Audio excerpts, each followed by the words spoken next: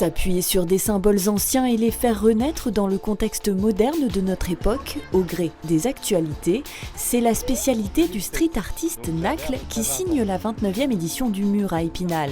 Le graffeur originaire de Besançon s'est emparé des deux faces du mur pour faire passer des messages à sa manière, messages bien reçus visiblement par ce groupe de scolaires spinaliens. C'était très bien fait et j'ai trouvé ça beau. Est-ce que tu as compris le message?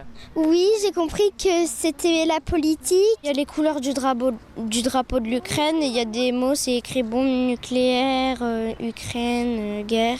La colombe, ça représente la guerre en Ukraine qui est triste. L'idée des colombes qui sont deux et où on ne sait pas trop quel est leur rapport l'une par rapport à l'autre, c'est là où ça devient intéressant, c'est qu'on ne sait pas trop quel est le rapport qu'on a nous avec l'Ukraine aussi, quoi. On ne sait pas si on doit les aider ou pas, on ne sait pas si ce qu'on fait c'est correct. Et c'est un peu l'idée de cette fresque, quoi. Hommage à l'Ukraine d'un côté, questionnement sur la démocratie de l'autre, un des piliers de notre République, menaçant parfois de s'écrouler. C'est les représentations de trois Grecs, les inventeurs présumés de la démocratie en fait.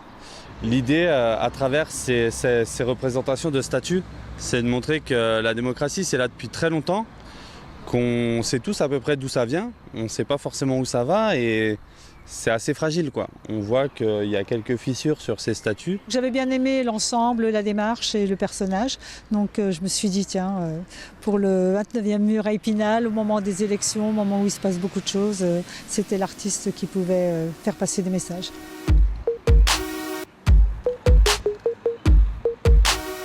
Un 29e mur inauguré ce vendredi soir qui signera l'achèvement de la 6e saison de l'association depuis sa création en 2016, à découvrir jusqu'au 11 juin.